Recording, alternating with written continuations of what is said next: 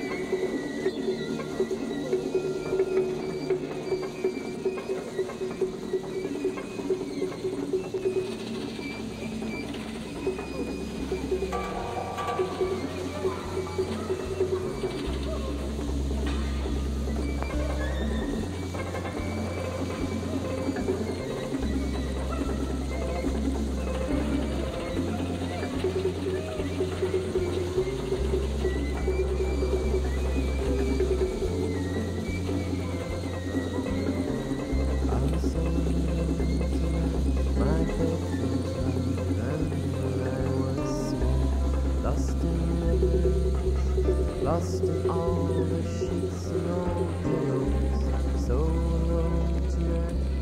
Miss you more than I will let you know. Miss the outline of your back, miss you breathing down my neck. All out to get you once again. They're all out to get you once again.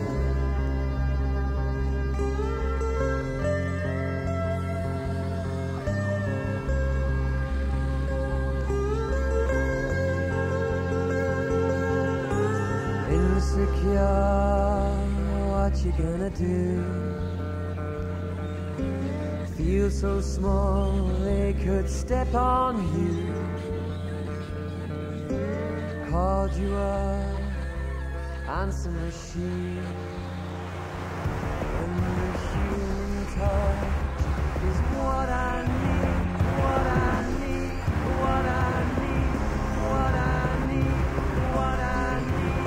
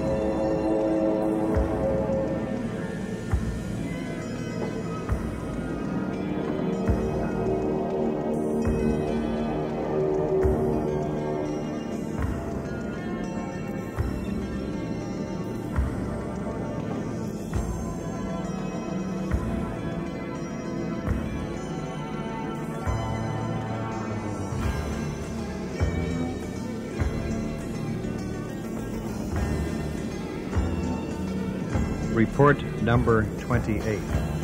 At the 4-hour examination, there is an insignificant amount of gastric residue. At that time, the head of the barium reached the distal part of the colon. There are a few diverticulae along the sigmoid. At the 24-hour examination, one can see that most of the barium had been evacuated. The residue is scattered over the colon. This examination did not reveal the nature of the shadow adjacent to the heart on the left side. The presence of a herniated kidney or splenic flexure or stomach could not be substantiated.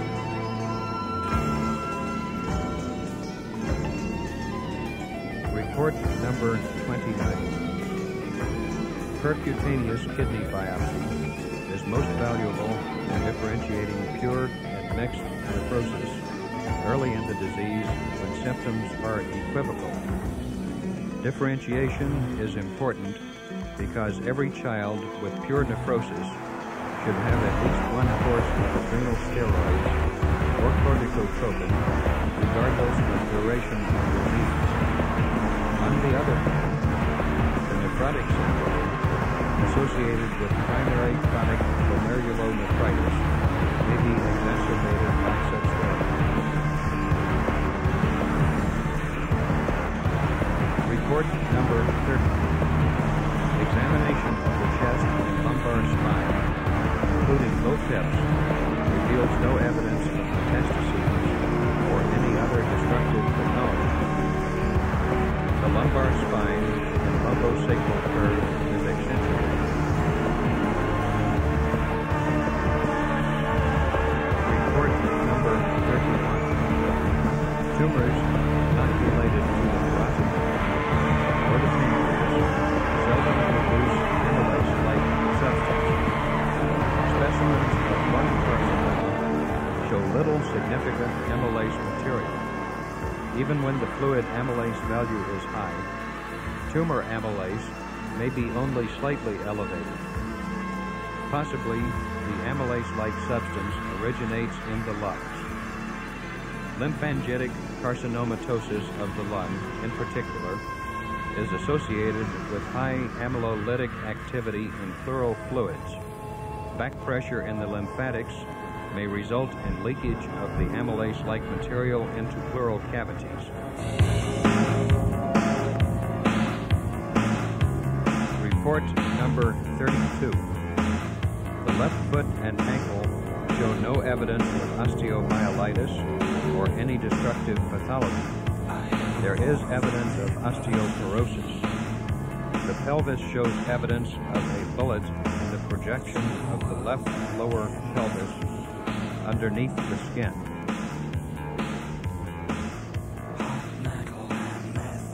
Report number 33. Examination of the genitourinary tract by means of an intravenous pyelograph reveals as follows. Both kidneys are well visualized. They are normal in size and shape, and somewhat lower in position than the average. Following injection of 20 cc of diodrast, the dye appears promptly in the pelvis and calyces on both sides. These structures are normal. The visualized parts of the ureter are also normal in width and outline. There is a calcified focus in the left pelvis, which is outside of the genitourinary tract and probably represents... Many of us have trouble sorting fact from fiction when it comes to preparing turkey. Shows nothing remarkable. There is scoliosis of the lumbar spine with the convexity to the patient's left.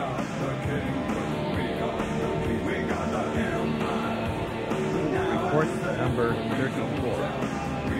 Induction of labor, whether elective or necessary for medical reasons, should be done only in institutions with adequate facilities and personnel for constant observation, and by physicians with wide experience in method and choice of patients. Hazards of the elective procedure are uterine spasm, fetal distress, postpartum hemorrhage, prolapsed cord, premature separation of the placenta, and delivery of a premature infant.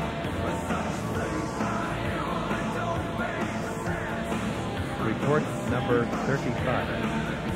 Radiographic examination of both hips reveals no evidence of pathology.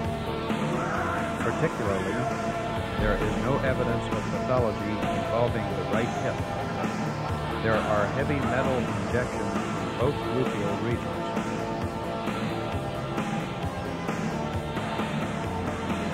Report number 36. Dilatation of the pulmonary vessels of the upper zones and constriction of those of the lower zones, visible on a plain chest röntgenograph, are characteristic of left ventricular decompensation and may precede onset of symptoms. The pattern is also seen with other causes of pulmonary venous hypertension and sometimes with basal bronchiectasis or emphysema without pulmonary venous hypertension. An exception to the typical pattern is noted in patients with extensive pulmonary emphysema or chronic bronchitis. With these conditions, both lower and upper lobe vessels are dilated.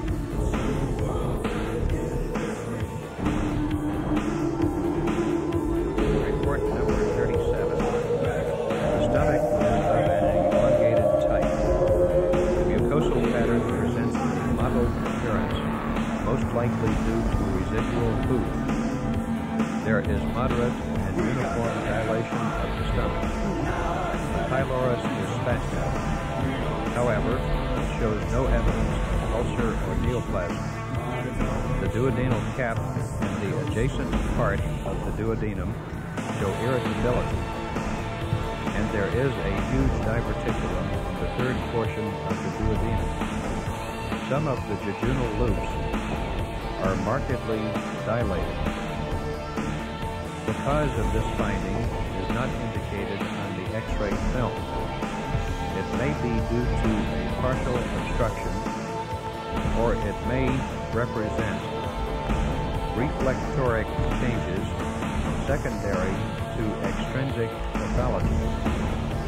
Internal hernia, vascular obstruction, and pathologic glands should be taken into consideration. Repeat of the small intestinal study would be advisable. Lordosis of the lumbar spine with advanced arthritis between the 4th and 5th lumbar vertebrae is noted. Report number 38. If the diverticulum has perforated and sealed, any resulting abscess should be drained. If the condition of the bowel wall permits, the diverticulum may be excised. However, if a fistulous opening into an abscess cavity has formed.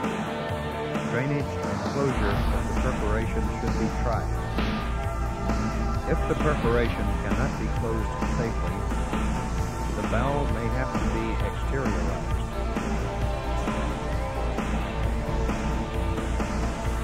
Report number 39. The right hand shows an area of increased density adjacent to the proximal end of the proximal phalanx of the right thumb. This finding represents a cortical type of fracture or a calcifying bursitis.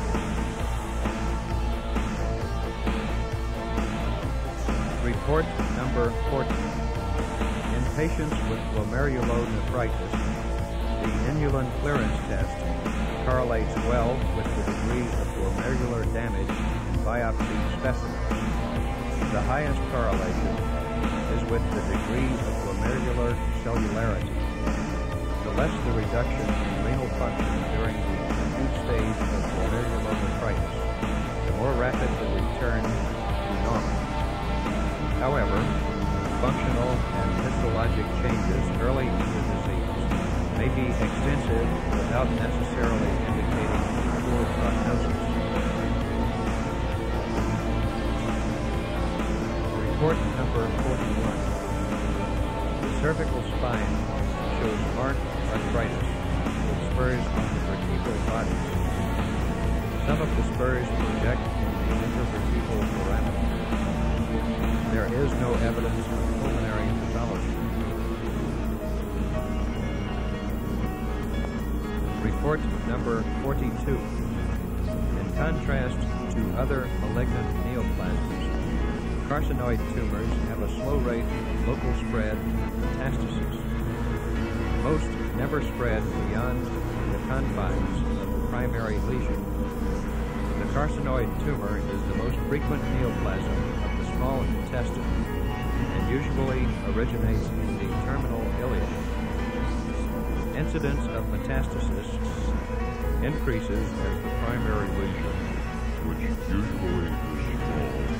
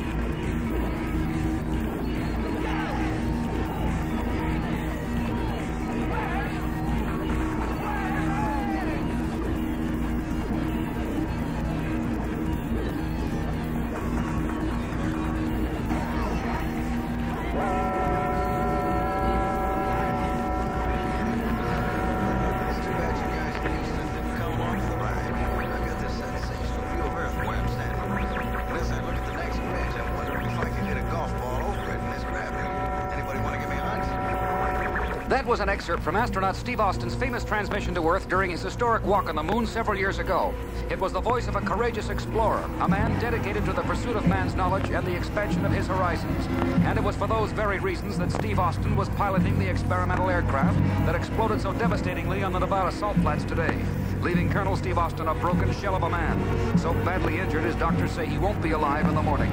Let us all say a silent prayer for Colonel Austin tonight, a true American hero, a man history will never forget. You know, there's a very strong chance Austin won't be alive in the morning, Oscar.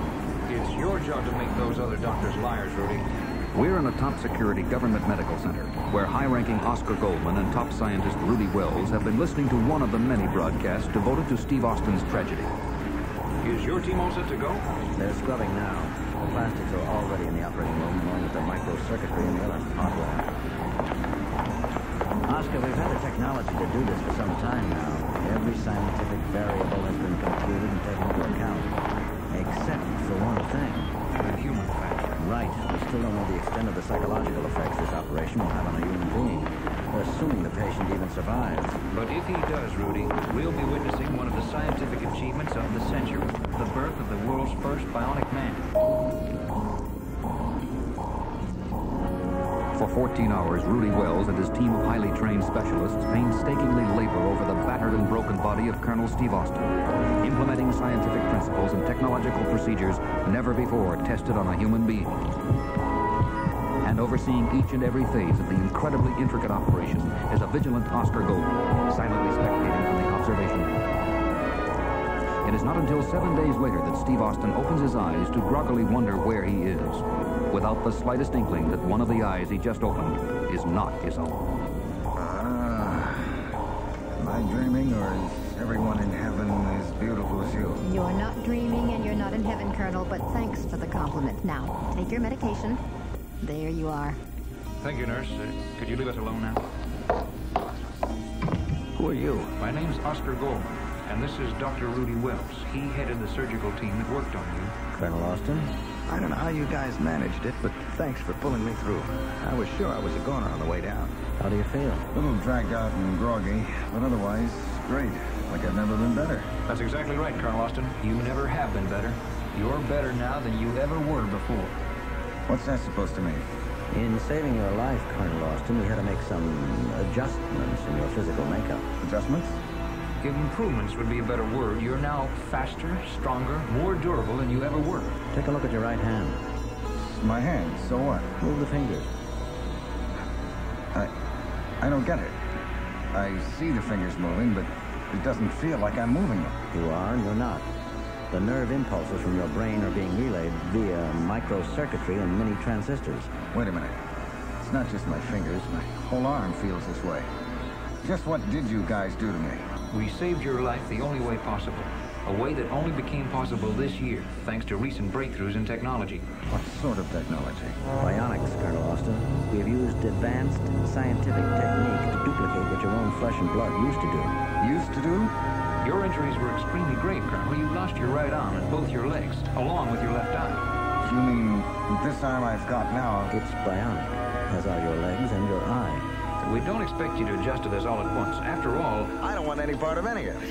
You should have let me die in that plane. I'm getting out of here. No, Austin, you must stay in your bed. Out of my way. You mustn't. Your bionic legs aren't ready yet. But like an enraged wild animal, Steve Austin leaps from his bed, his bionic arm knocking Oscar and Rudy aside like they were no more than rag dolls. Don't be a fool, Austin. Rudy! As Oscar Goldman rushes to a stunned Rudy's side, a bionic wild man begins to charge through the hospital corridor. It's Colonel Austin. He must be stopped. Where are the orderlies? There they are.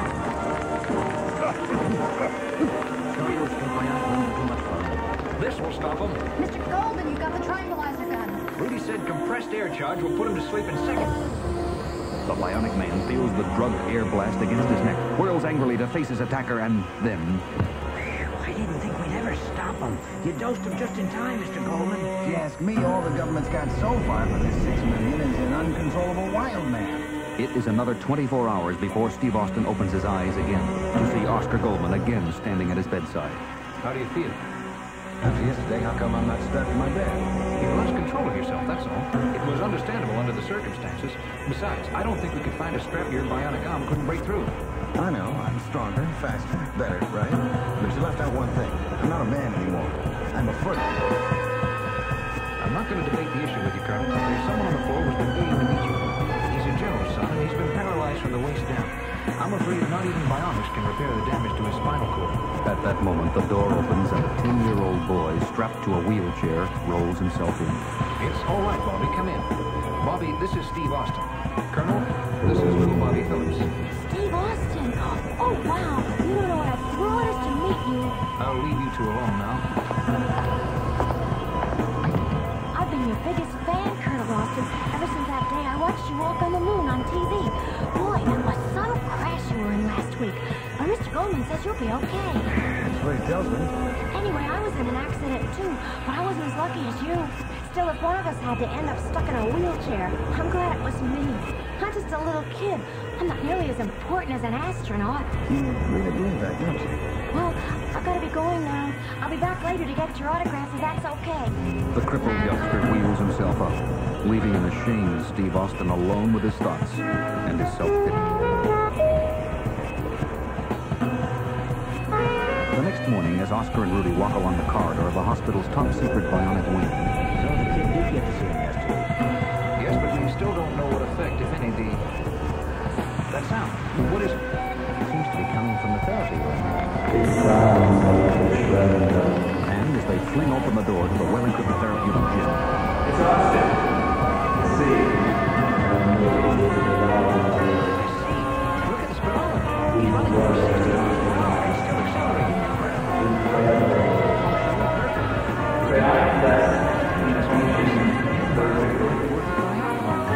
And several days later, a pleased Oscar Goldman records an impressive progress report into his personal diary. His turn on the decision of the voice and caused him out of his self-pity and back to his senses. He immediately began to contest and found to our amazement his bionic strength was powerful enough to move the entire car. His bionic legs were mighty enough to enable him to jump a full 30 feet in the air. His bionic eye was telescopic enough to read a letter on a postage stamp from 100 yards away. Everyone in the project agrees our $6 million but I can't help wondering what Steve Austin would say if he ever found out that Bobby Phillips could walk as well as any other boy. Because he was an actor I hired to play on Steve Austin's sympathy and common sense. It was a dirty trick, I admit, but sometimes in a crisis... End of tape for now. Signing off. Come in. Come in, Steve. You should be very proud of yourself. Your test performances have far exceeded our expectations. That's just what I wanted to talk about, Oscar. Oh? I wasn't an astronaut and a test pilot for nothing. I've been around long enough to know the government doesn't invest $6 million into a man without expecting something in return. I can't fault your logic, Colonel. I didn't think you would. I owe you a few, don't I? Let's just say there will be occasional jobs we'd like you to do for us. In fact, I could brief you on your first assignment right now. What do you say, pal? Steve Austin, reporting for duty, pal.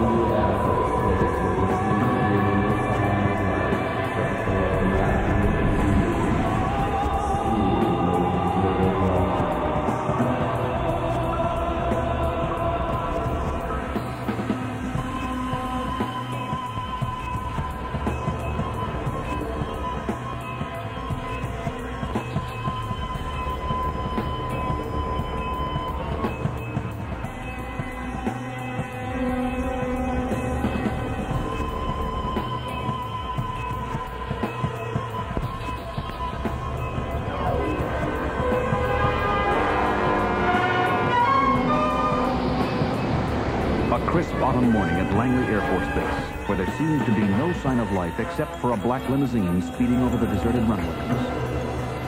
And in the back seat sits a grim General Hickman, the commanding officer of Langley, and next to him, none other than Oscar Goldman. Complete, Goldman. Omen interrupt the base, but I don't like it. Still, you were right. No sense risking their lives against something we don't know how to fight. Mobile phone. Goldman here. Well, keep searching the base until you locate him. Austin hasn't checked out, so I know he's on the ground somewhere. We need him desperately. Where's the super tank now, General? Still abandoned. The south gate is demolished. All our minefields or heavy artillery could even put a dent into it. Who would have thought an enemy tank, for God's sake, could actually be smuggled over to invade a U.S. Air Force base? It's already happened, General, and it isn't difficult to figure out what its target is. Yes, our new rocket sled installation. If it's destroyed, a research in ion propulsion will be set back for months, maybe even years. Giving our adversary across the sea the jump they'll need to finish their system first. And I'm afraid they'll succeed if we can't find Steve Austin in time. But at that very moment, elsewhere on the base, a shimmering shape suddenly appears out of thin air. A shape that takes on human form, finally crystallizing into focus, revealing itself to be none other than Steve Austin. But even though he indeed looks like Steve Austin, the thoughts coming from within are someone else's. So this is 1976. It appears my teleportational coordinates were accurate. I recognize the landmarks of Langley Airfield from all the visual research teams I've studied. It's just as archaic as I imagined. Steve, there you are. We've been looking all over the base for you. That man is Oscar Gold. My studies indicated he was Steve Austin's friend and superior. Therefore, for appearances, I must do as he says. Don't just stand there. Get in. We don't have a second to lose. As the limousine quickly accelerates across the evacuated base, Oscar Goldman outlines the crisis at hand. And so our rocket sled has to be protected at all costs. All costs, you understand? And there's the super tank, gentlemen, coming up on us at 3 o'clock. Look at that thing, a soldier's nightmare. You think you can handle it, Steve? Child's play. Nothing more than a crude vehicular unit equipped with elementary explosive armaments. Steve, can you handle it? No problem that I can surmise, Oscar. Shall I intercept the enemy now? I wish you would, son. That tank is on a direct beeline with the rocket sled installation. Don't do it, pal. Look, that blaster tank is trying to aim its turret gun directly at Austin. He doesn't have a prayer now. Prayer has nothing to do with bionics, you know. But even as the huge barrel fires a massive explosive charge at his human adversary, Look, he's jumping straight up, 30 feet into the air, letting the blast pass under him. That's only for starters, you know. Keep watching. Incredible. Now he's landed on top of the tank, buckling in the armor-plated roof.